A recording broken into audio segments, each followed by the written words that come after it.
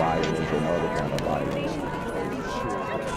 Get away! I could be at work, at school, in my car, I can still get shot by the police, but I can get shot anywhere. So it is what it is.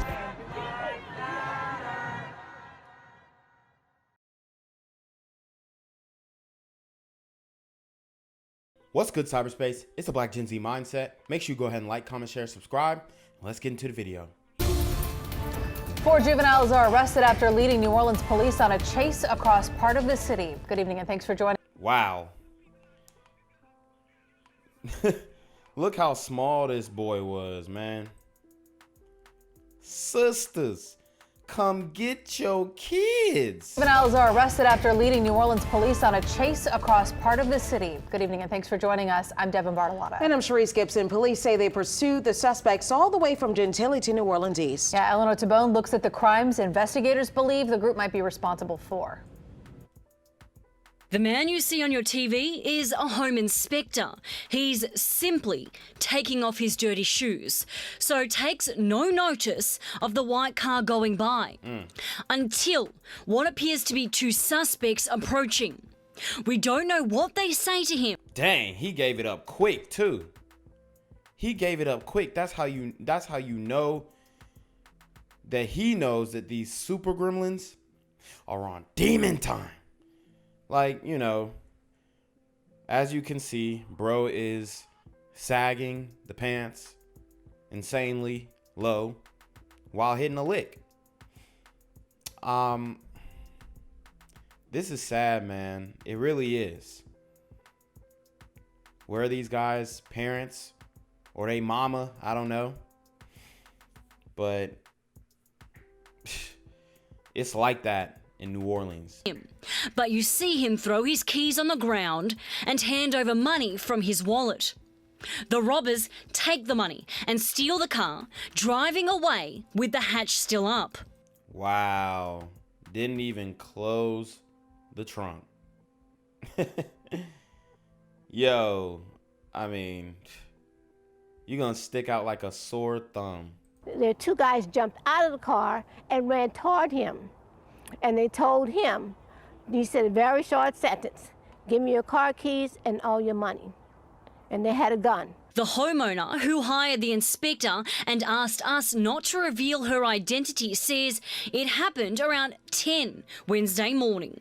Does it scare you that this happens? It scares me now. The first one being at the intersection of Cornet and Venus at around 10:06 a.m., and that was an armed robbery incident that 3rd District officers investigated. Police say 40 minutes later, the robbers struck again, this time shooting someone at 2926 Piety Street.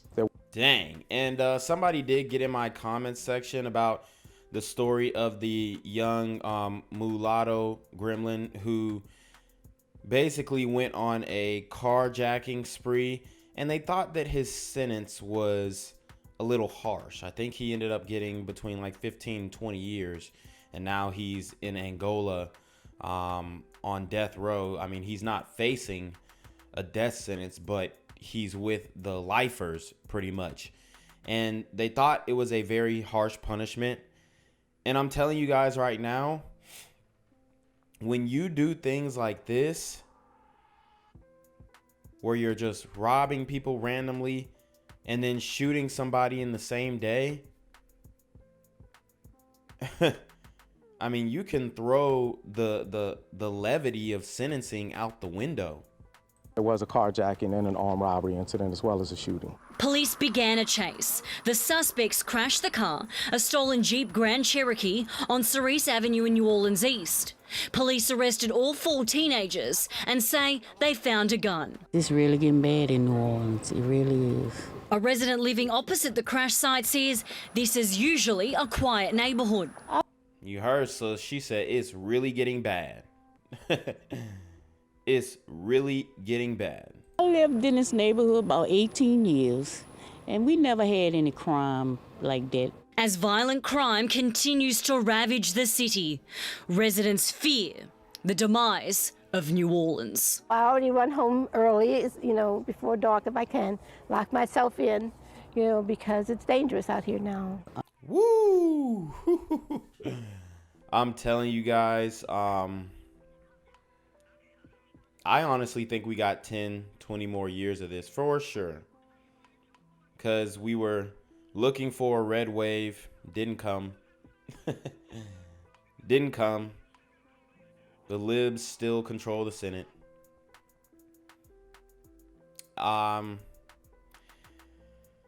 It's feeling like this is not going to change. It's only going to ramp up, and the criminals are only going to get more emboldened. It's going to be very interesting to see throughout the course of the years. I've been pray every day that it get better in this area, this whole city really. I hope it get better. Eleanor Tabone, Eyewitness News. We're told the shooting victim is stable in the hospital tonight. I'm here on the corner of MLK and Frederick Douglass, where a shooting just took place. And as you can see, it's a pretty rough area. So I'm basically risking my life reporting on this madness. So make sure you do me a favor and hit the subscribe button. Like the video, hell, share the video. And make sure you go ahead and leave a comment down in the comments section to continue the discussion on how we can find solutions to all this son violence in the streets. I'm Jenquavius Jackson, here live, reporting from Atlanta, Georgia, BGZM News 17. Sounds like the beginning of a horror story, finding out that someone crept into your home while you were sleeping without your knowledge. The man who this happened to lives in Algiers. Eleanor Tabone sat down with him in this Eyewitness News exclusive. Imagine enjoying your afternoon nap only to wake up to a knock at the door. Outside, an officer telling you to be quiet because they believe suspects are inside your own home. The dog was barking, and I thought that he was barking at the mailman. I noticed that there was a shadow, through the shade, so I figured that was the mailman, and I saw him lingering, but nothing was coming through. So Dang, I mean, y'all gotta stay vigilant. Hopefully you've got some protection in your home. But bruh, the mailman ain't gonna be posted up near your window. He gonna do what he gotta do and keep it moving. So I don't know why he thought it would be the mailman. Like, immediately, if I see a figure in my window, like, I'm looking because I already know what's up. But, I don't think people have this heightened awareness at the moment. And that's probably why my channel isn't being pushed as much, because they kind of want people to be lulled to sleep. They want you to not be as vigilant as you should be in these trying times. I go to the front door and open it, and at that point, there was a police officer right in front of me, and probably about 10 more behind him and all across, and he just kind of goes, "Shh, lock your door." Stephen Liddell has a hearing impairment. When I sleep in my chair, I take out my hearing aids, and I can't hear anything at all. Damn. Wednesday afternoon, he had no idea 2 suspects were creeping in. That's always been my biggest fear, of living alone and being profoundly deaf. Officers swarmed his street. And that's crazy, man. These super gremlins are targeting, like, lame people. And I'm not saying, like, lame as in y'all know what some people might take that and be like, oh, well, why are you trying to call him lame? You know what I'm saying? But, I mean, the man can't hear. He's obviously handicapped, and it's just